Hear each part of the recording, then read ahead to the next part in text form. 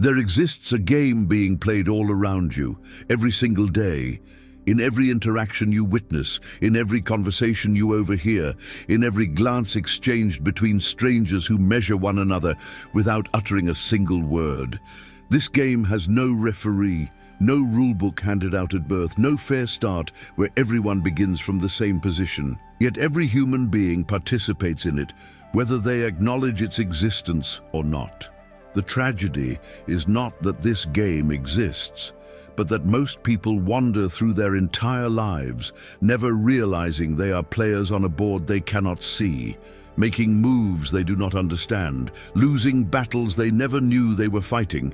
They believe sincerity will shield them, that kindness alone will elevate them, that the universe rewards the gentle and punishes the cunning.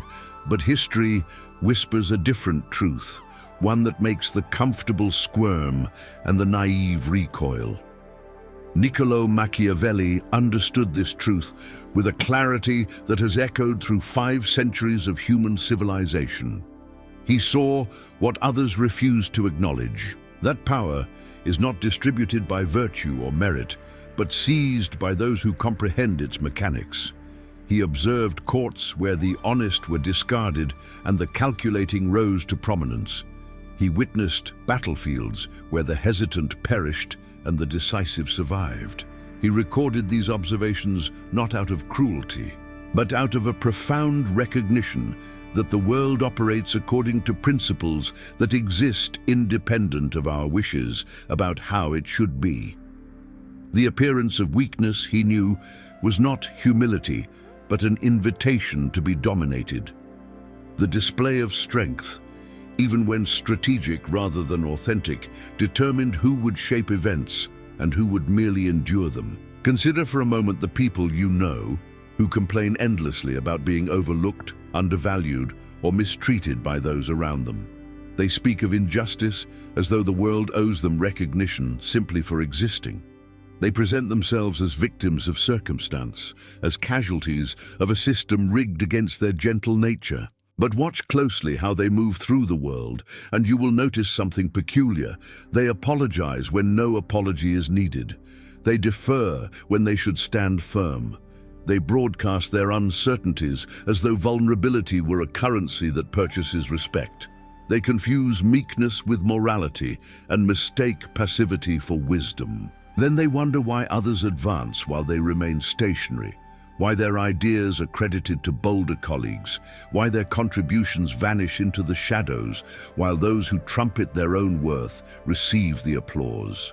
The rules that govern human interaction have not changed since Machiavelli walked the halls of Florence, observing the mechanisms by which the Medici family maintained their grip on an entire city. What has changed is our willingness to acknowledge these rules openly. We have constructed elaborate social fictions that allow us to pretend power dynamics do not exist, that hierarchies form naturally around those most deserving, that appearing weak is simply a matter of being authentic. These comforting lies serve those already in positions of strength, for they ensure that potential challengers will handicap themselves through misplaced idealism. Every person who believes that projecting weakness will somehow inspire others to protect them is a person who has removed themselves from serious contention in the game that determines their fate. The question is not whether you will participate in this game, because you already are. The question is whether you will continue playing blindly, allowing others to define your position, dictate your value, and determine your trajectory through subtle displays of dominance you do not even recognize as such, or whether you will finally open your eyes to the actual rules in operation, the ones Machiavelli documented with such unsentimental precision, the ones that separate those who shape their reality from those who simply react to circumstances manufactured by others. What follows is not philosophy for the sake of intellectual exercise. It is a manual for those ready to see the board, understand the pieces, and make moves that actually advance their position, rather than signal their harmlessness to players who will never reward such signals with anything but further exploitation. The first principle Machiavelli would have you understand is that the world judges you not by your intentions, but by the face you present to it. You may possess remarkable capabilities, profound insights, and noble purposes, but if you cannot project these qualities in a manner that others recognize as strength, they might as well not exist. This is not a commentary on the superficiality of human nature, though superficiality certainly plays its part. Rather, it reflects a deeper truth about how humans assess threat and opportunity in their environment. We are pattern recognition machines, constantly scanning those around us for signals that indicate whether they will enhance or diminish our position. When you project weakness, through your posture, your speech, your willingness to be interrupted, your habit of minimizing your own contributions, you send a clear signal that you are not a player who needs to be taken seriously. Consider how a wolf pack determines hierarchy. The Omega wolf does not arrive at the bottom of the social order because the other wolves conducted a careful assessment of its character and found it wanting. The Omega arrives there because it signals submission through specific behaviors: lowered head, averted eyes, deference to others during feeding. These signals are interpreted by the pack as an acceptance of subordinate status, and once that interpretation solidifies, it becomes self-reinforcing. The Omega could possess equal physical strength to the Beta or even the Alpha, but those capabilities become irrelevant because the social position has been established through displayed behavior rather than objective measurement. Humans operate according to remarkably similar dynamics, though we drape them in more sophisticated language and convince ourselves that we are above such primitive hierarchies. The marketplace does not care about your qualifications if you cannot communicate value with conviction. The romantic prospect does not assess your worthiness through careful analysis of your virtues if you approach them radiating uncertainty and apology. The potential ally does not align with someone who appears unable to hold their ground when challenged. In each of these domains, what you are matters far less than what you appear to be, because appearance is the only information most people will bother to gather before making their judgment. They will not conduct deep investigations into your actual capabilities. They will not give you multiple opportunities to prove yourself if your initial presentation suggests you are not worth the investment of their attention. You get one impression, and that impression is formed within seconds based on signals you may not even realize you are broadcasting. Machiavelli observed this principle in operation throughout the Italian states of his era. A prince who appeared uncertain, who hesitated before making decisions, who sought to please everyone and offend no one, invited conspiracy and rebellion regardless of how just or capable he might actually be.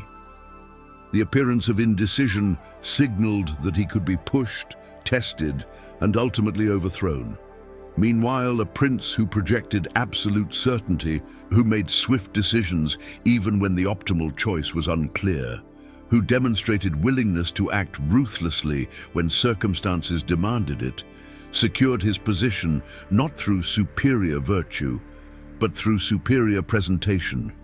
His subjects, his rivals, and his allies all adjusted their behavior based on what he appeared to be rather than what he might secretly be. The mask became the reality that mattered. You might object that this emphasis on appearance is dishonest, that it requires you to pretend to be something you are not.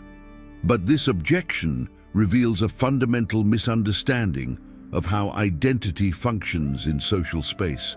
You are not a fixed essence that exists independent of how others perceive you. Your identity is partially constructed through the feedback loop between how you present yourself and how others respond to that presentation. When you present weakness and others treat you as weak, you become weak in the only sense that matters for practical purposes. Your internal sense of your own capabilities becomes irrelevant because the social reality in which you must operate has classified you as someone whose capabilities need not be considered.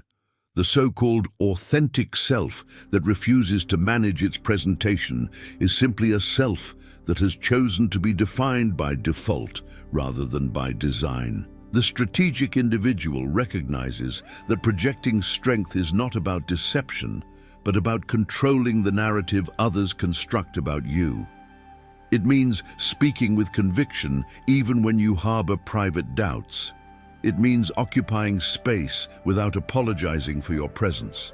It means responding to challenges with composure rather than defensiveness. It means demonstrating through countless small signals that you are someone whose position must be negotiated with rather than simply disregarded. These behaviors feel uncomfortable precisely because you have been conditioned to believe that modesty and self-deprecation are virtues. But observe who actually ascends in any hierarchy, and you will notice that modesty is praised in others, while those doing the praising consistently promote themselves with shameless clarity. The appearance of strength creates its own reality through a process Machiavelli understood intimately. When you project confidence, others begin treating you as confident, which provides you with opportunities to develop actual confidence. When you project competence, others assign you responsibilities that allow you to build genuine competence. When you project decisiveness, others learn not to question your decisions, which gives you the freedom to make increasingly bold choices without constant justification. The initial projection may indeed be partially performative, but through the responses it generates, it becomes increasingly authentic. You grow into the presentation you make, assuming that presentation is at least somewhat aligned with your developing capabilities rather than pure fantasy.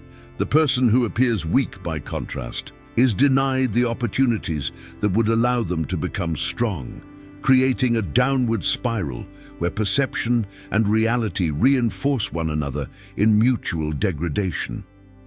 The second principle builds directly upon the first. Those who appear weak are not simply overlooked. They are actively exploited by those who recognize an opportunity. This is not because humans are inherently cruel, though cruelty certainly exists. Rather, it stems from the fundamental dynamic that governs all interactions where resources are limited and interests conflict. In any situation where one person's gain comes at another's expense, the rational actor will prefer to impose costs on those least able to resist or retaliate. The person who projects weakness advertises themselves as the optimal target for such cost shifting.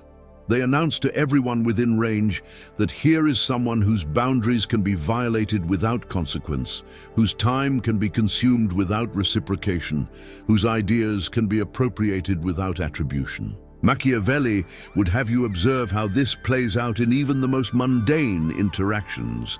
The colleague who cannot say no becomes the repository for every unwanted task, not because they are more capable than others, but because they are less likely to push back.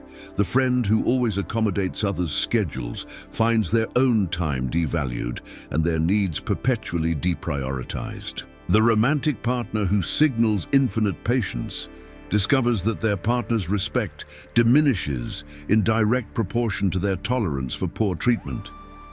In each case, the exploitation is not necessarily conscious or malicious. It is simply the natural result of energy following the path of least resistance. People will take what you allow them to take, not out of exceptional greed, but out of ordinary efficiency in navigating a world that constantly demands more than any individual wishes to give. This dynamic intensifies in professional environments where competition for advancement is explicit. The person who projects competence without arrogance, capability without apology, will find their contributions recognized and rewarded. The person who downplays their achievements, who attributes success to luck or team effort while others claim individual credit, who hesitates to advocate for their own interests, will watch as less capable but more assertive colleagues receive the promotions, the raises, the opportunities that shape career trajectories. The organization does not conduct forensic investigations to determine who truly deserves recognition. It responds to clear signals about who considers themselves worthy of advancement. The modest may indeed be virtuous, but they are rarely rewarded with anything beyond praise that costs nothing to give and changes nothing about their circumstances. The exploitation of apparent weakness extends beyond professional contexts into the realm of negotiation that governs every exchange where interests diverge. When you buy a house, hire a contractor, negotiate a salary, or establish the terms of any agreement, the other party is constantly assessing how much they can extract from you. If you signal through your behavior that you are uncomfortable with conflict, uncertain about your worth, or desperate for the transaction to conclude, you have handed them the map to your vulnerabilities. They will use that map to push for terms favorable to themselves, not because they bear you ill will, but because failing to do so would be economically irrational. The appearance of weakness in negotiation is an invitation to be paid less, charged more, and granted fewer concessions than someone who projects absolute certainty about their value and willingness to walk away. Machiavelli understood that appearing weak does not inspire protection, but rather attracts predation. This observation runs counter to our cherished beliefs about human nature. Our conviction that displaying vulnerability will activate the empathy of others and prompt them to offer support. In isolated instances, with specific individuals who have already demonstrated loyalty or affection, this may indeed occur. But as a general principle for navigating the world, advertising vulnerability is catastrophically counterproductive. Most people are too consumed with managing their own challenges to take on yours as well. Those who do take an interest in your weakness are often those who see opportunity to benefit from it, rather than those moved by genuine compassion. The strong protect their interests and advance their positions. The weak become resources that the strong consume in service of those goals. Consider the dynamics that emerge in any social group, whether a workplace team, a circle of friends, or an online community. Hierarchies form rapidly based on who establishes themselves as valuable, interesting, or commanding of respect. These hierarchies then govern everything from whose opinions are solicited to whose needs are prioritized when conflicts arise. The person who establishes themselves near the bottom of this hierarchy through displays of weakness, through excessive agreeableness, through reluctance to assert their preferences, will find that their position is not temporary or negotiable. It becomes fixed. Others grow accustomed to disregarding them, to speaking over them, to making decisions that affect them without consulting them. Breaking free from this position requires such a dramatic shift in behavior that it often feels impossible, which is why so many people remain trapped in subordinate roles they resent but cannot escape. The strategic response is not to become cruel or exploitative yourself, but to recognize that projecting strength is not optional if you wish to avoid being exploited by others. You must establish clear boundaries and demonstrate immediate willingness to defend them.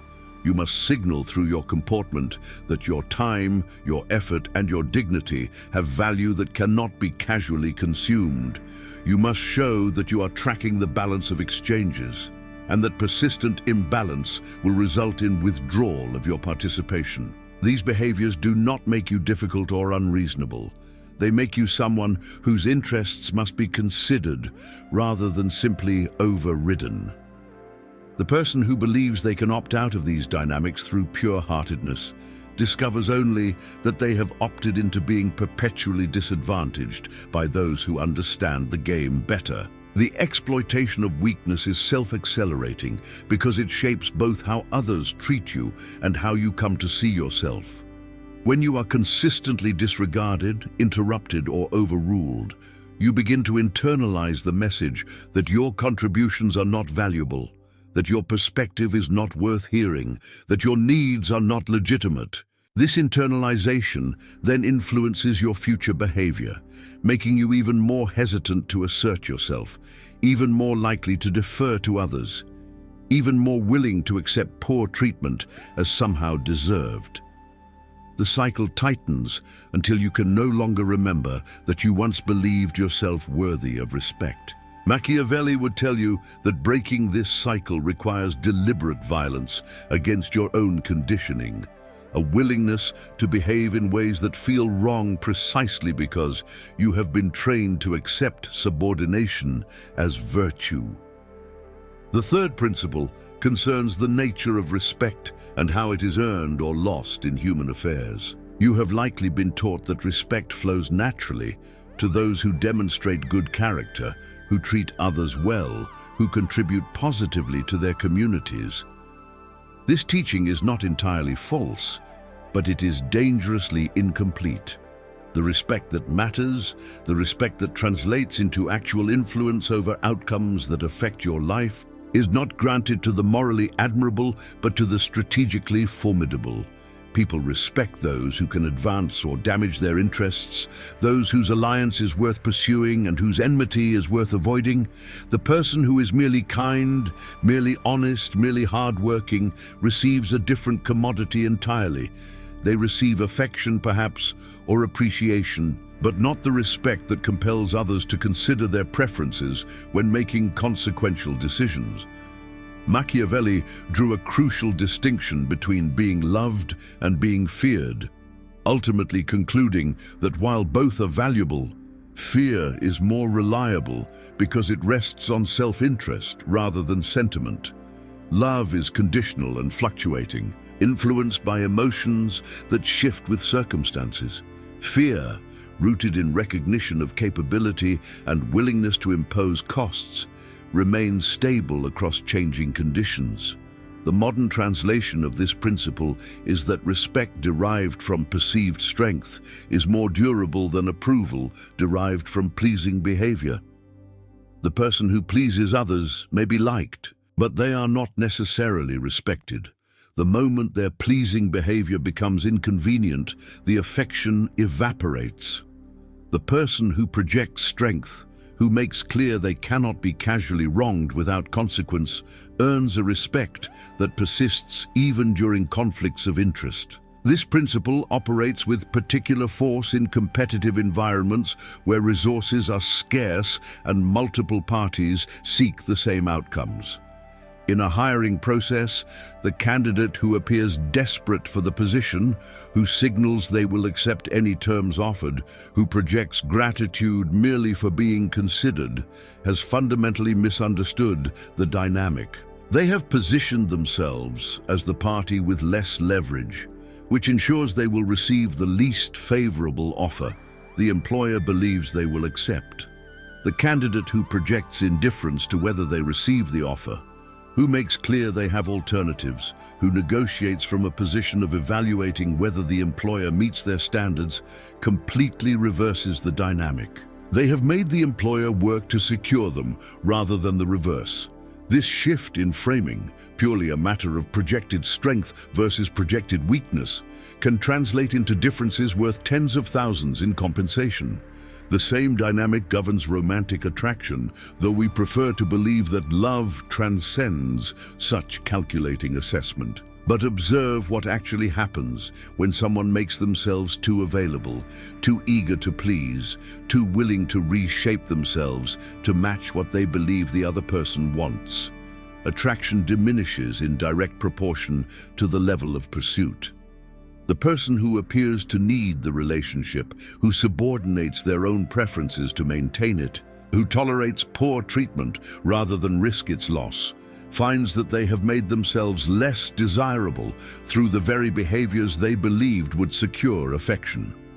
Meanwhile, the person who maintains their independence, who communicates clear standards for how they expect to be treated, who demonstrates willingness to walk away from situations that do not serve them, discovers that these qualities generate attraction precisely because they signal strength.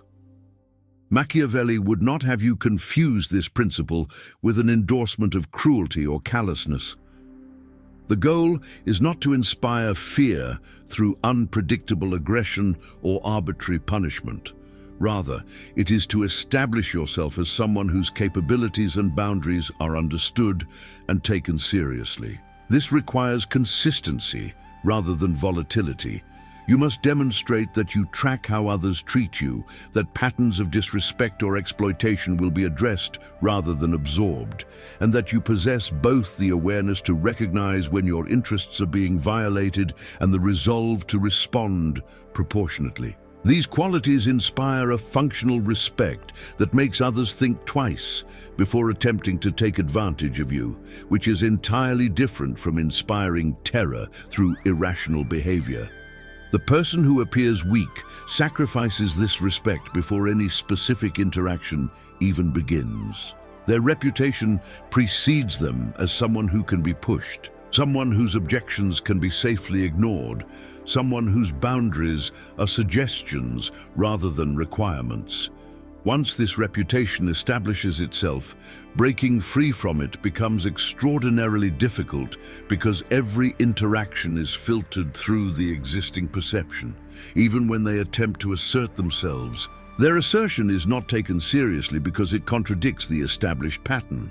Others assume the moment of strength is an aberration that will soon pass, and they simply wait it out until the person reverts to their characteristic weakness.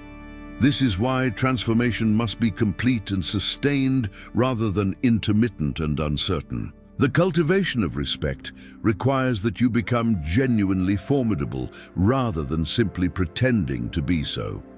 Empty threats and hollow posturing are quickly exposed and result in even greater loss of standing than saying nothing at all. You must develop actual capabilities that you can deploy if circumstances require it. You must build genuine alternatives so that your claimed indifference to any particular outcome is grounded in reality rather than bluff. You must establish a track record of following through on your stated boundaries so that others learn your words, predict your actions. This is not overnight work. It requires patient construction of a reputation for competence and resolve. But once established, this reputation becomes a tremendous asset that shapes interactions before they begin, ensuring you are approached with the respect that flows to those who have demonstrated they cannot be casually dismissed. The tragedy is that many people actively undermine their own standing through misguided attempts at likability. They believe that appearing unthreatening will make others more comfortable around them, which will translate into better treatment. But comfort does not generate respect. Discomfort, strategically deployed, commands attention and shapes behavior. The person who makes others slightly uncertain about how they will respond to poor treatment, who maintains an element of unpredictability about their tolerance for exploitation, creates space for themselves that excessive agreeableness can never achieve. Machiavelli understood that being somewhat feared is not incompatible with being effective or even beloved, but being purely loved without any element of formidability is a position of dangerous fragility that invites eventual betrayal. The fourth principle addresses the relationship between visibility and power, a dynamic that determines who shapes narratives and who merely responds to narratives shaped by others. In any group, organization, or society, there are those whose voices carry weight and those whose voices are decorative at best. This division is not random, nor is it purely a function of hierarchical position. Rather, it reflects who has established themselves as someone worth listening to versus someone who can be safely ignored. The person who appears weak has already answered this question before speaking a word.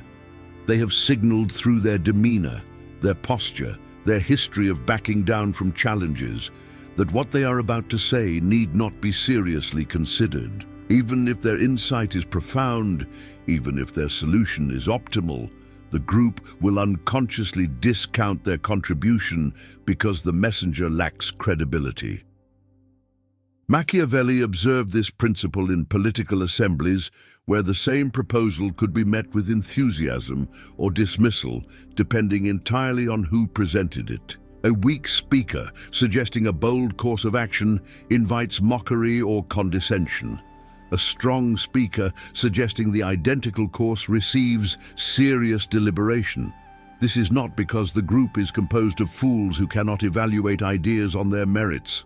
Rather, humans have evolved to use source credibility as a heuristic for assessing information quality, and this heuristic operates largely outside conscious awareness. We simply find ourselves more convinced by arguments from sources we respect, and more skeptical of identical arguments from sources we have categorized as weak. The content matters far less than we pretend, which means that establishing yourself as a credible source precedes and enables any specific contribution you might make. This dynamic plays out with particular intensity in modern professional environments where success depends on being heard during critical conversations. The meeting where strategy is determined, where resources are allocated, where direction is set, functions as a tournament for narrative control. Those who have established themselves as strong speakers, who project confidence, who have previously demonstrated that their interventions tend to shape outcomes, enter this tournament with enormous advantages. Their contributions are solicited, their objections are addressed, their approval is sought.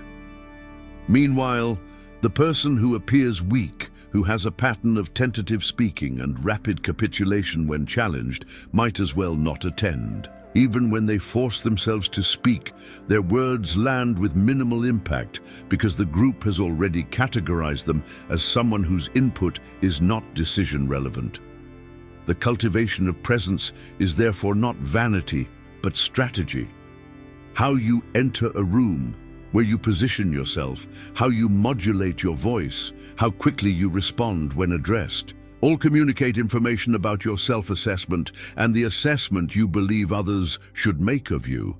The person who appears weak makes critical errors in each of these dimensions. They enter tentatively, as though apologizing for occupying space. They position themselves at the periphery, signaling their marginality. They speak softly and speed up when they sense attention wavering, confirming the listener's instinct that this information is not important. They defer immediately when questioned, abandoning their position at the first sign of resistance. Each of these behaviors reinforces the perception that this is not someone who needs to be taken seriously. Machiavelli would instruct you to study those who command attention and dissect the mechanisms through which they achieve this. You will notice they do not necessarily possess superior intellect or more valuable information. What they possess is superior presentation. They speak as though their words merit attention, which creates a self-fulfilling prophecy where others extend that attention. They hold their ground when challenged, which forces interlocutors to engage with their arguments rather than simply dismiss them. They frame their contributions as insights rather than suggestions, as observations rather than opinions, subtly communicating that they are describing reality rather than advocating for a preference. These techniques are learnable, but they require you to overcome the conditioning that has taught you to minimize yourself in group settings. The relationship between visibility and power extends beyond formal settings into the realm of reputation and how it propagates through networks. In any community, whether professional, social, or digital, certain individuals become known as consequential, while others remain obscure despite similar levels of participation. This differential visibility stems from how others discuss you when you are not present. The person who projects strength becomes a topic of conversation because they have done or said things that cannot be ignored. Their positions are referenced, their actions are analyzed, their influence is acknowledged even by those who oppose them. The person who appears weak generates no such discussion because they have made no impression substantial enough to warrant extended analysis. They are present but forgettable, active but inconsequential. This obscurity is not neutral but actively harmful because opportunities flow through networks and networks privilege the visible. When a position opens, when a collaboration is proposed, when expertise is sought, people think of those who have established themselves in their awareness. The weak are simply not considered, not because they lack capability, but because they have failed to make that capability visible in memorable ways. Breaking through this obscurity requires deliberate acts that force others to notice and remember you. It requires taking positions that provoke discussion, making contributions that others must credit, demonstrating capabilities that cannot be attributed to luck or circumstance. These acts feel uncomfortable precisely because they require you to risk the criticism and resistance that attend any claim to significance. The strategic individual recognizes that visibility is not about attention seeking for its own sake, but about ensuring their capabilities and contributions are accurately represented in the collective awareness of communities that matter to their goals. You cannot influence systems you are invisible to. You cannot benefit from opportunities you are not considered for. You cannot shape narratives you are excluded from. The appearance of weakness guarantees this exclusion by signaling to others that you have opted out of serious consideration. Reversing this requires a deliberate campaign to establish presence, to make your mark on situations in ways that cannot be ignored, to demonstrate through repeated instances that you are a factor that must be accounted for rather than a variable that can be safely set to zero in any calculation about how events will unfold. The fifth principle concerns the economics of reputation and how it compounds over time to create diverging trajectories between those who project strength and those who appear weak. Your reputation is not a static assessment, but a dynamic asset that either appreciates or depreciates based on continuous signals you send through your behavior. Each interaction provides data that others use to update their model of you. When you consistently project strength, when you establish patterns of competence and resolve, when you demonstrate that you deliver on commitments and defend your boundaries, you build capital that generates returns across every future interaction. This capital means others approach you with greater respect, offer you better opportunities, and invest more in maintaining positive relations with you. Machiavelli understood that reputation could be leveraged to achieve outcomes that would be impossible through direct application of power alone.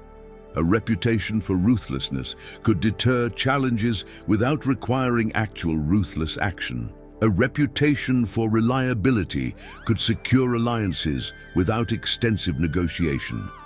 A reputation for competence could win assignments without competitive bidding. In each case, the reputation established through past behavior shapes presents circumstances in your favor. The person who appears weak suffers the inverse of these benefits. Their reputation for capitulation invites challenges. Their reputation for unreliability makes others reluctant to depend on them. Their reputation for mediocrity ensures they are overlooked when opportunities arise. Each instance of weakness reinforces this negative reputation, creating a downward spiral that becomes increasingly difficult to reverse. The compounding nature of reputation means that early investments in projecting strength yield disproportionate returns over time.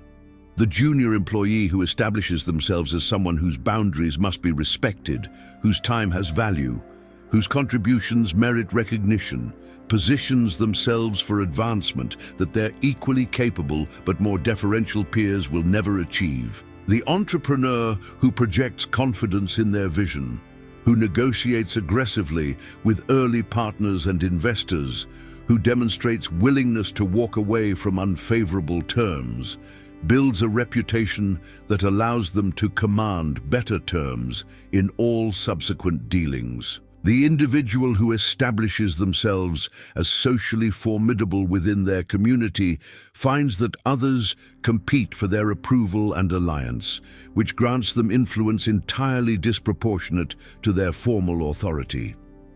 This principle operates with particular force in domains where past performance is difficult to observe directly, and reputation serves as the primary signal of quality.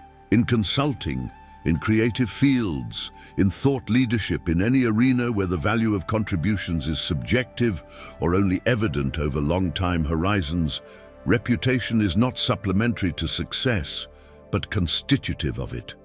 You are only as valuable as you are believed to be valuable, which means that managing perception is not ancillary to doing good work, but intrinsic to having your good work recognized and rewarded.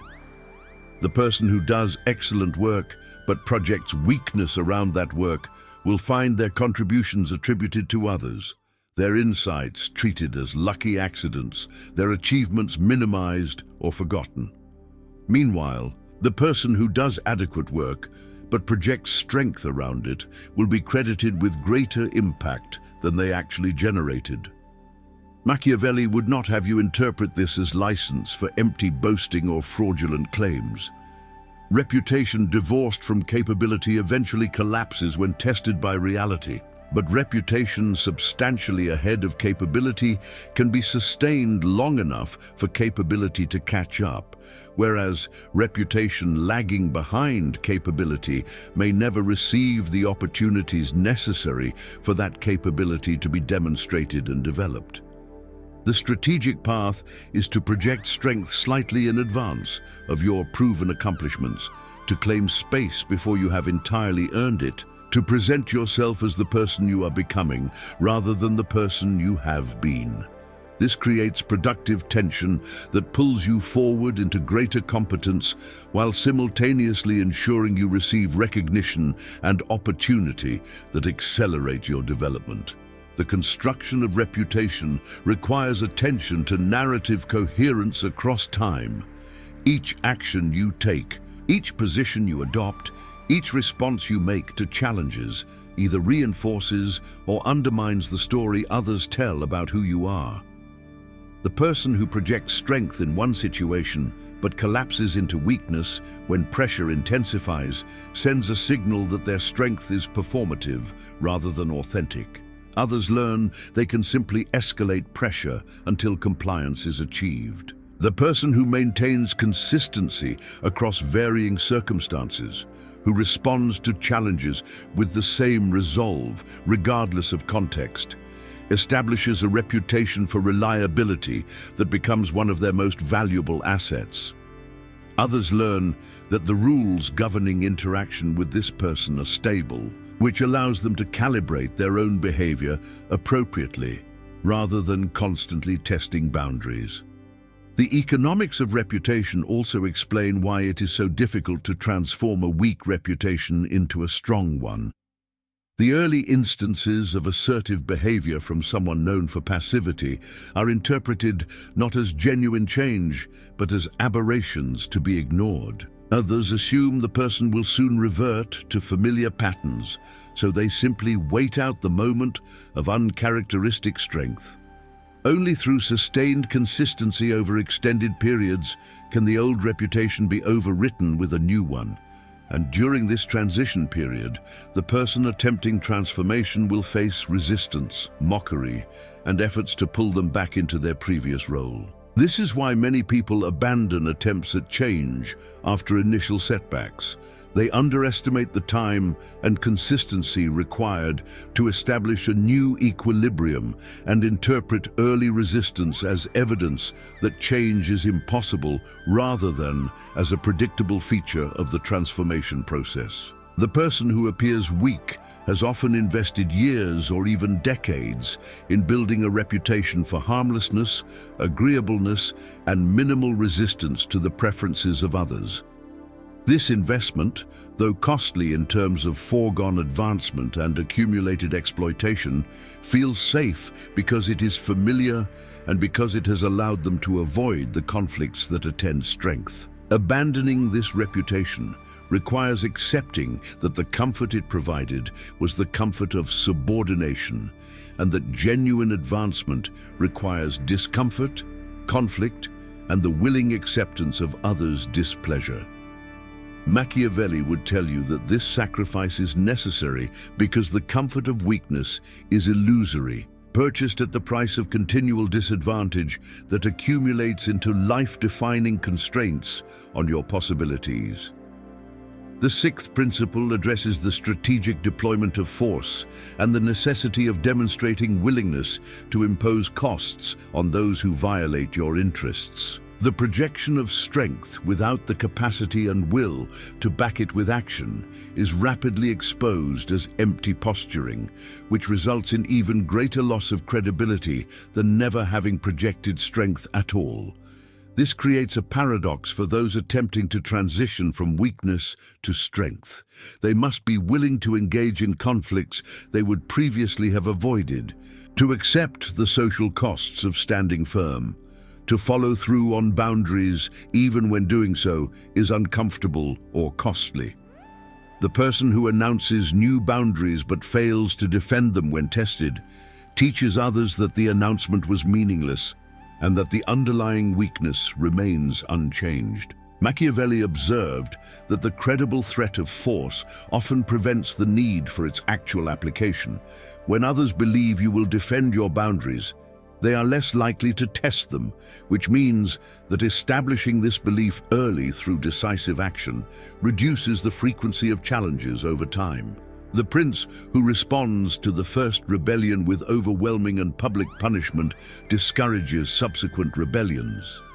The individual who responds to the first boundary violation with immediate and proportionate consequence discourages subsequent violations. This front-loaded investment in demonstrating resolve pays continuous dividends by shaping others' expectations about what they can get away with. The person who appears weak has typically failed to make this investment, allowing small violations to pass unchallenged until a pattern of exploitation is firmly established. The application of force need not be, and generally should not be, physical or even overtly aggressive. In professional contexts, it might mean documenting instances where your work was misrepresented and escalating to appropriate authorities. In personal relationships, it might mean calmly ending an interaction when disrespect occurs and maintaining that boundary until genuine change is demonstrated. In negotiations, it might mean walking away from terms that fail to meet your threshold requirements, even when doing so means losing the opportunity entirely. In each case, the force applied is simply the consistent alignment of your actions with your stated boundaries, which over time establishes that your words predict your behavior and that violating your boundaries carries predictable costs. The difficulty is that imposing costs on others, even when entirely justified, activates resistance and often results in social penalty. The person who has been exploiting your weakness will not respond to your newfound strength with gratitude and respect.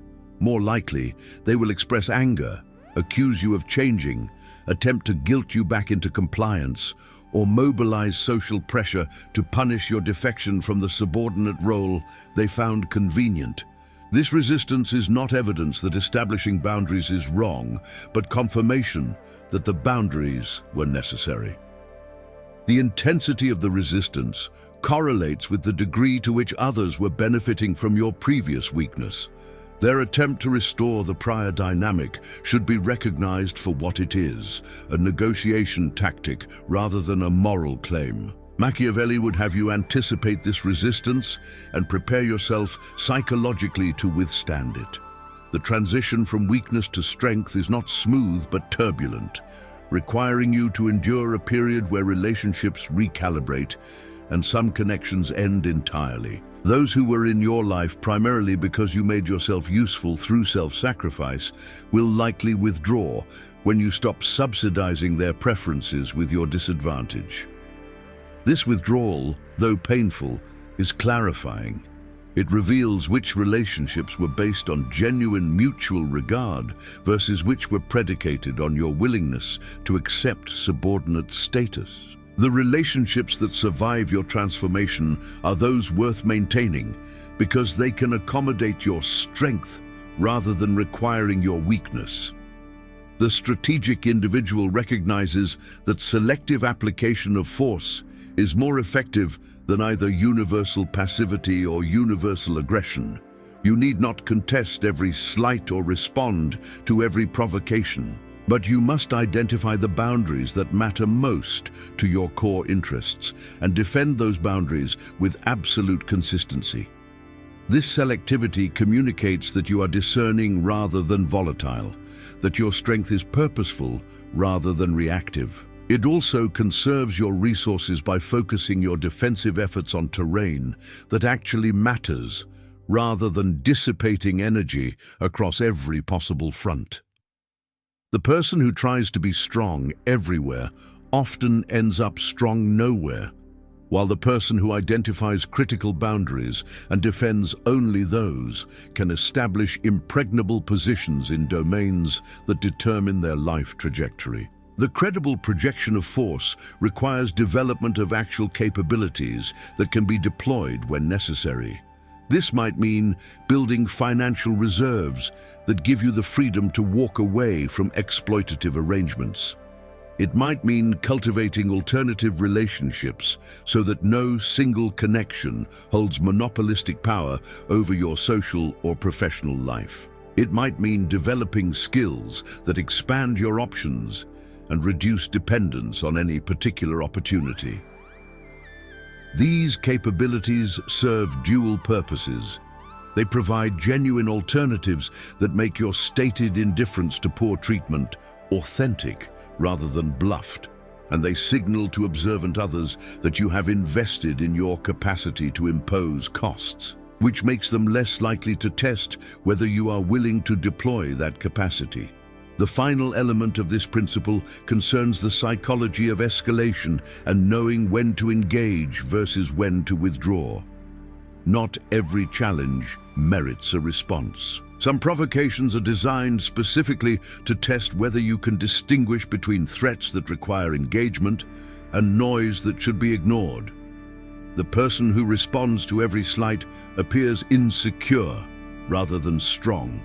But the person who allows significant violations to pass unchallenged signals that they can be transgressed against without consequence. The strategic balance requires judgment about which challenges represent genuine tests of your boundaries versus which are merely theatrical displays that dissipate harmlessly if you decline to participate. This judgment develops through experience and through careful observation of which responses strengthen your position versus which responses weaken it, by revealing that you can be provoked into wasting resources on trivial conflicts. The seventh and final principle synthesizes the preceding concepts into a coherent framework for understanding power as a continuous performance rather than a static possession. You do not project strength once and then rest on that projection indefinitely. Rather, strength must be continuously demonstrated through your responses to the endless stream of challenges, opportunities, and tests that constitute social existence. Each interaction is simultaneously an opportunity to reinforce your reputation for formidability and a risk that careless behavior will undermine that reputation. The person who understands this treats every engagement with appropriate seriousness, recognizing that the way they handle minor situations signals how they will handle major ones, and that others are constantly updating their assessments based on these observations. Machiavelli emphasized that maintaining power requires different capabilities than seizing it initially. The bold stroke that establishes your position must be followed by consistent demonstration that you can hold that position against challenges. This requires vigilance rather than relaxation, continued investment rather than consumption of accumulated advantages, and awareness that your competitors and potential usurpers are studying your behavior for weaknesses they can exploit. The prince who grows complacent after securing his throne invites conspiracy. The individual who projects strength initially, but then becomes careless about maintaining that projection, invites testing of boundaries they thought were established. Power is conserved through use rather than through hoarding, through visible demonstration rather than private possession. This principle explains why you cannot afford the luxury of inconsistency in your self-presentation. The executive who projects confidence in formal meetings but appears uncertain in casual conversations sends mixed signals that undermine their authority.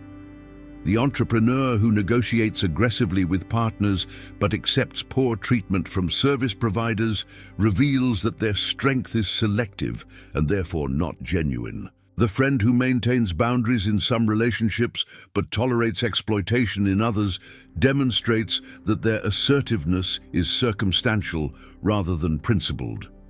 Others observe these inconsistencies and correctly conclude that your strength can be bypassed by choosing the right context or applying the right pressure. True strength is consistent across contexts because it reflects actual capacity and will rather than mere performance calibrated to specific audiences. The continuous performance of strength also requires adaptation to changing circumstances and evolving challenges. The behaviors that established your position in one context may be insufficient or even counterproductive in another. The assertiveness that serves you well when negotiating with equals may need modulation when dealing with those who hold institutional power over your circumstances. The directness that builds respect in some cultures may generate hostility in others.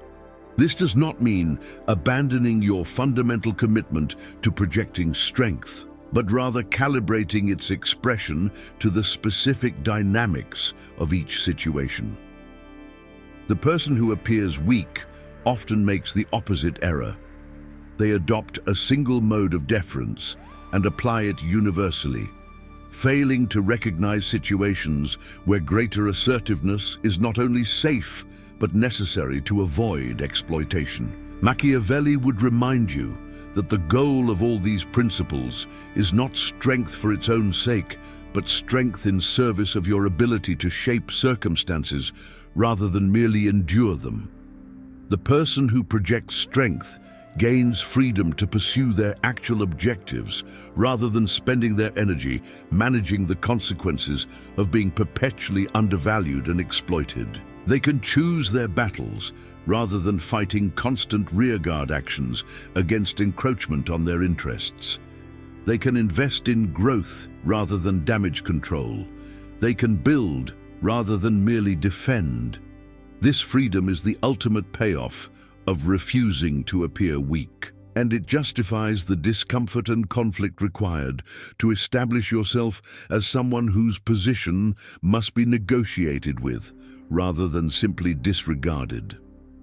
The synthesis of these 7 principles reveals that power is not primarily about controlling others, but about controlling the terms on which others can affect you. The person who appears weak has granted others extensive control over their circumstances, their opportunities, and their emotional state. They have made themselves dependent on the goodwill of people who have no compelling reason to extend such goodwill. They have structured their life around hope that others will treat them fairly despite having removed most incentives for fair treatment. The person who projects strength has inverted this dynamic. They have made it costly for others to mistreat them, profitable to treat them well, and risky to ignore their interests. This does not guarantee perfect outcomes, but it dramatically improves the baseline from which negotiations begin and significantly expands the range of possible futures accessible to them. The final element of this synthesis concerns the relationship between external projection of strength and internal development of actual capability. These are not separate processes, but mutually reinforcing aspects of the same transformation.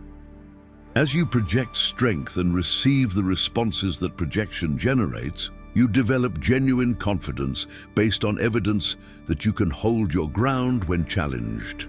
As you develop capabilities that provide authentic alternatives and options, your projection of strength becomes more credible because it is grounded in reality rather than aspiration. The person who attempts to project strength without developing capability will eventually be exposed when reality demands performance beyond their means. But the person who develops capability without projecting strength will never receive the opportunities to demonstrate and expand that capability. Machiavelli understood that the game of power is not fair and was never intended to be fair. It is a competition where advantages compound for those who understand its rules, and disadvantages compound for those who play according to imaginary rules about how they believe the world should work. The person who appears weak is playing according to these imaginary rules, operating under the mistaken belief that the universe will reward their virtue with favorable treatment. They are waiting for permission that will never be granted, hoping for recognition that will never be offered, expecting reciprocity from people who have no incentive to reciprocate. The person who understands these principles stops waiting and starts taking, not through theft or fraud, but through strategic projection of themselves as someone whose claim to value, respect, and consideration is self-evident and non-negotiable. This is not corruption of integrity, but maturation into a realistic assessment of how human systems actually function and what is required to navigate them successfully. You have now encountered the framework that separates those who shape their reality from those who are shaped by circumstances engineered by others. These are not abstract philosophical propositions, but operational principles that govern every interaction you observe if you watch with clear eyes. The uncomfortable truth is that you have been participating in this game your entire life, but you may have been playing according to rules that exist only in your imagination, while others operated according to the actual mechanics of power. Every moment you appeared weak, you sent an invitation to be exploited that someone, somewhere, accepted. Every boundary you failed to defend taught observers that your boundaries were negotiable.